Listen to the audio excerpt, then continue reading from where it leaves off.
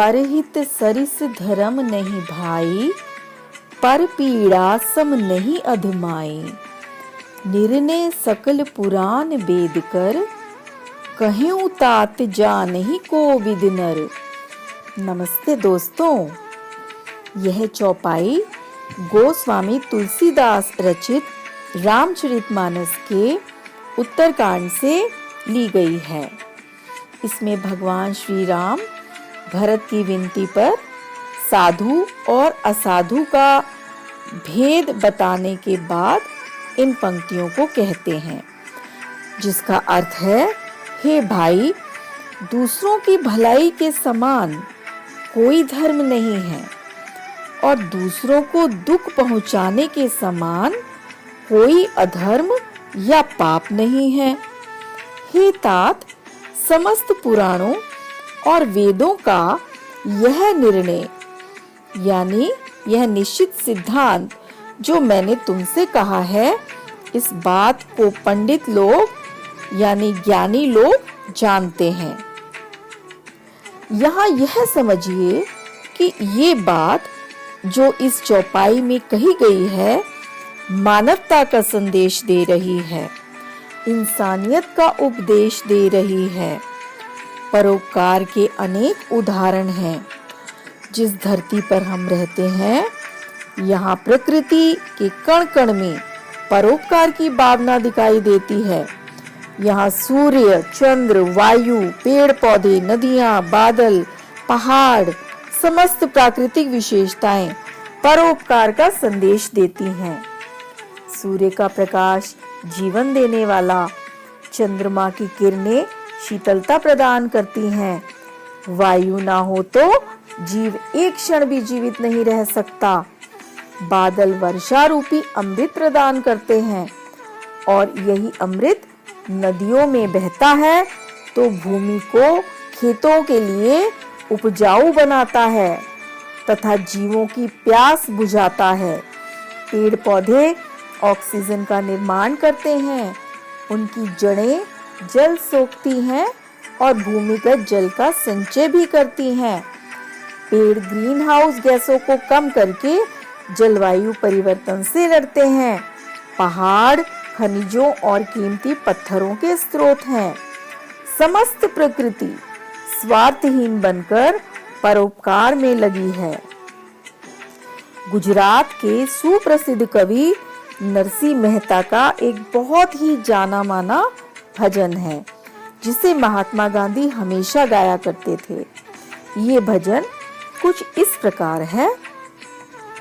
वैष्णव जन तो तेने कहिए, जे पीड़ पराई जाने रे, पर दुखे उपकार करे तो ये मन अभिमान न आने रे। इस भजन में परोपकारी कौन होता है, इसका जवाब छिपा हुआ है।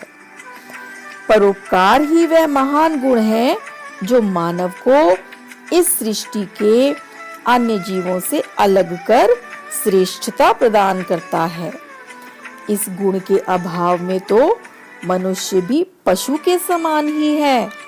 जो व्यक्ति दूसरों को सुख पहुंचाता है, दूसरों की भलाई करके प्रसन्न होता है, उसके समान इस संसार में कोई भी व्यक्ति सुखी नहीं है।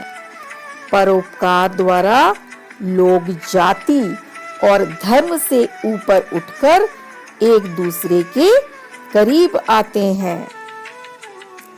परोपकार पर आधारित एक प्रेरक प्रसंग यहाँ शेयर करना चाहूंगी। एक बार श्री कृष्ण और अर्जुन घूमने निकले। रास्ते में एक गरीब ब्राह्मण को भीख मांगते देखा तो अर्जुन को उस पर दया आ गई और उन्होंने उसे एक स्वर्ण मुद्राओं से भरी पोटली दान में दे दी।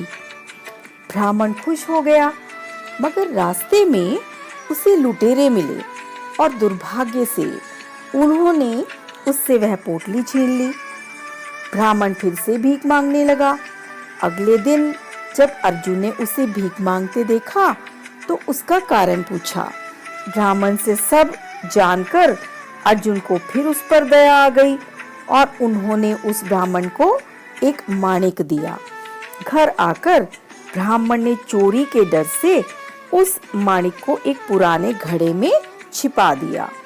इसी बीच ब्राह्मण की पत्नी एक घड़े में नदी से पानी लेने गई तो वह घड़ा टूट गया। तो उसने पुराना घड़ा जिसमें माणिक छिपा था ले लिया। पानी भरते वक्त माणिक नदी में बह गया। ब्राह्मण को जब पता चला तो वह फिर उदास हो गया और फिर भीख मांगने लगा। अर्जुन और श्री कृष्ण ने जब उसे दरिद्र अवस्था में देखा तो कारण पूछा।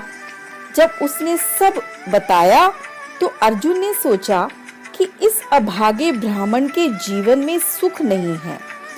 अब की बार श्री कृष्ण ने उस ब्राह्मण को 2 पैसे दान में दिए। अर्जुन को बहुत आश्चर्य हुआ कि 2 पैसों से क्या होगा।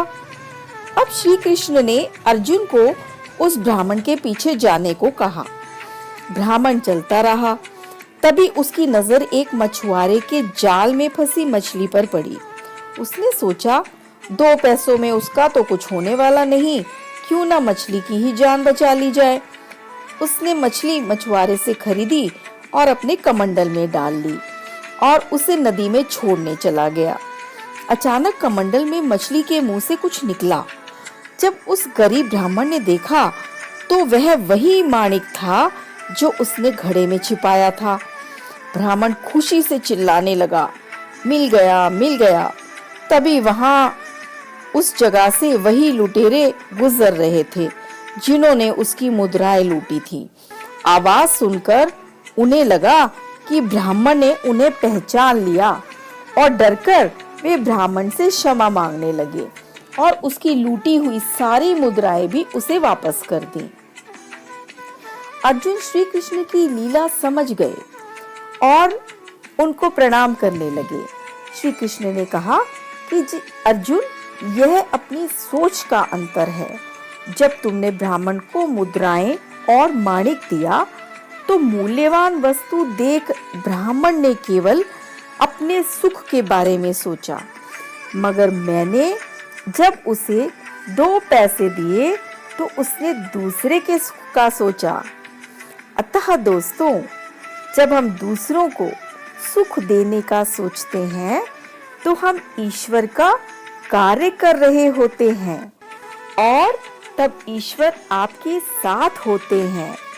इसी तरह जिंदगी में भी जो इंसान दूसरों के बारे में अच्छा सोचता है तो उसके साथ भी हमेशा अच्छा होता है और मानसिक आनंद भी प्राप्त होता है।